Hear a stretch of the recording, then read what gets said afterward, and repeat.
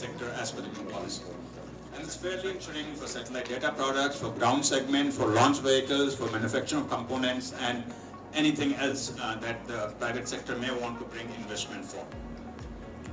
Now, what the policy also does, and this is in growing the space sector in India. So ISRO, in brief, will be focusing on R&D and technology development. Will be focusing on infrastructure development, scientific missions, human space flights, and many more exciting things are planned in terms of launch services that I think agency within the government enable and promote the industry, create common youth infrastructure, facilitate access to ISRO facilities, international outreach, and enable transfer of technology. And all of these things have started happening, and I will give you some sort of update on what is happening. And there's a role for NGEs. The NGEs have to start building rockets, satellites, and institutions. So the good thing here is that it's a widespread sort of interest that is coming in the space sector to come into the private hands. Even before IN-SPACe was formed, the PSLV will be ready in about 6 to 9 months' time. The SSLV, the small, about 50 applications have come from technology transfer, already made. So therefore we are making very good progress in this. A lot of already believed that this is and space culture. Space sector in a big way. He has given us a couple of sort of slogans saying that even sky is not the limit. And he has also talked about there should be no space between space. Driven sort of approach where the government departments pay ISRO for whatever they want ISRO to do. So there are investments from other government departments also. We don't have full visibility for that. In fact, one of the tasks that we have is to create a template by which we can understand the total investment in the space sector and the total size and be able to do it in a sort of close vicinity. So we are in a way preparing for a complete ecosystem for becoming the global hub for small launch vehicles. When is that expected to be ready? Taking forward your question, that is solely for private use, you said. Now, during the G20 space economy leadership. Right now, there is 1 crore. So for that, we are announcing opportunity sector specific. That is for the agriculture sector, we have announced the opportunities. And whatever novel idea which startups are coming, which DPI registered startup are having novel idea, it is reviewed by the expert committee and the seed fund is given to them based on the merit of the proposal. Which will spend 10, 15, 20 crores of that order. Okay, thank you, sir. Private equity, venture, etc. What is the funding required? Get to that goal of $44 billion, right? Yes. Yeah, so there was a small line there, maybe I didn't read that line, that $22 billion is the total investment for startups, where the money will come often by from investors and the large companies that will be investing into this space activity. The total is $22 billion over a period of 10 years. Invested so far, currently, what's the state of funding? Private sector last year, so we have to break it up into 2 parts. The part of the startups here about investment, but it is something that's growing. I mean, the number $110 million was just about $5, $6, $7 million 2 years ago. So we are growing very rapidly. This year we'll definitely cross $110 million. And then there is investment being made by large companies from their own sort of resources that we will not be visible. That will not be visible to us how much investment is made. Of course, government is investing through the budget that is given to ISRO, which is a sort of approach where the government departments pay ISRO for whatever they want ISRO to do. So there are investments from other government departments also. We don't have full visibility for that. In fact, one of the tasks that we have is to create a template by which we can understand the total investment in the space sector and the total size of the space sector. Hi sir, my name is Suraksha, I'm from the Economic Times. Sure, sir. So you mentioned that you would receive 9 applications for... All of these things is involving private sector from the very beginning. For example, even the decadal vision that we just talked about today, we have had a full day workshop with the private sector, talked to them about it, gotten their input, and made it part of the final decadal vision that we are laying out today.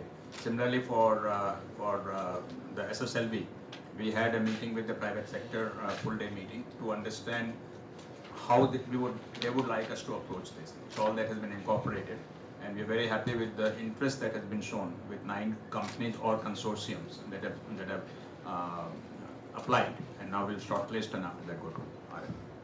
Full technology for a launch vehicle is being transferred from an agency to the private sector. So it's a very big initiative, and it will also take a lot of effort because a launch vehicle has a lot of complexities, and therefore many things that are what I would call tacit knowledge within VSSC will now have to be put down and transferred to the private sector. So a lot of effort will have to go in from VSSC in this case primarily to make this transfer happen, and then handhold the private sector to ensure they're able to make this vehicle. And the reason we are saying that is that because we have SSLV now ready, and there are only about 5 or 6 such launch vehicles across the globe, and only one currently that is commercially being used. We have 2 more coming from the private sector, the Skyroot, where we will have the orbital launch before the end of this financial year, and the Agnikul, where we'll have the suborbital launch before the end of this year. So these 2 also will become available. And then we have 1 or 2 more that are in the pipeline that I cannot name right now. And then we are also developing a full launch center in Tuticorin, only dedicated to a small launch vehicle, and be able to do it in a sort of close vicinity. So we are in a way preparing for a complete ecosystem for becoming the global hub for small launch. Right now, it's in the process. The land had been acquired.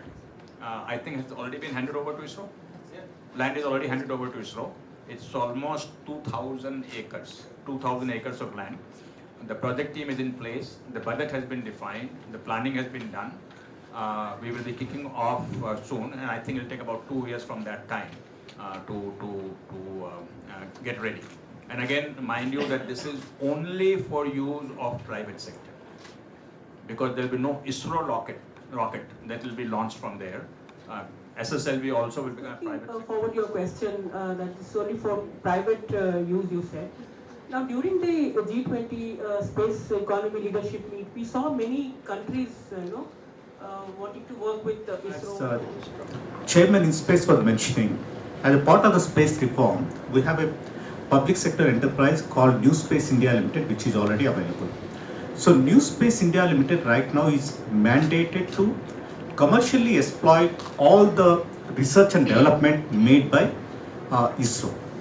So before the SSLV is finally taken over by the private sector, so the requirement or the demand requirement will be met by INSIL to start with. Once the private sector is self-sufficient and they are able to do on their own, INSIL will not be in picture. Okay, and they aggregate the demand coming from Indian entities, Government of India, or foreign entities, and many of the rockets now are being sort of tasked only for foreign satellites launches. And later on, as we move forward, as the private sector rockets come in, as private sector starts building rockets like PSLV, perhaps more and more launch service providers will emerge in India, but right now it is only INSIL. So to answer your question very specifically, it's INSIL's task, not IN-SPACe task, to be able to take these orders and convert that into commercial opportunity. Which is about 11 we're looking at in exports, and the balance 33 we're looking at is domestic. Now, majorly, like Chairman mentioned, we are looking at almost a very aggressive, this is our ambition, this is our aspiration, a 16% growth rate. If you break it down a little further, you will realize that in the domestic side, the largest chunk which we are, it is a regressive target which we are taking, but what we have brought out here is economy will be about 600 billion plus. 600. Okay. So that's how we come to 8%, or 44 billion will be about 8% global economy. Now, you mentioned about the geopolitical things, how that affects the space economy. Longer term will not get influenced by one event, right? So when an event like this Ukraine war happens, there will be some sort of reorientation of role that a country may play. It's possible that a country will get more opportunity, a country will get less opportunity because of a given war. But those I consider are to be sort of blips in the overall scheme of things. And we think that 1,000 billion or 1 trillion by 2040 is a reasonable thing for us to expect.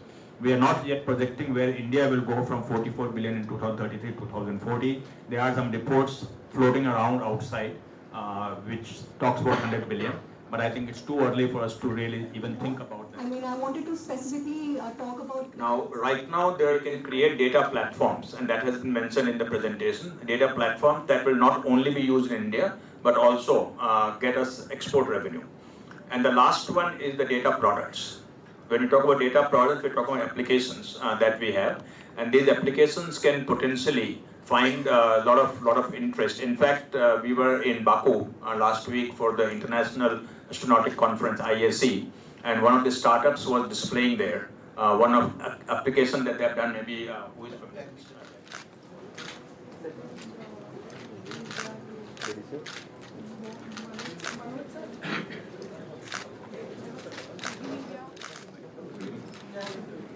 Thank you.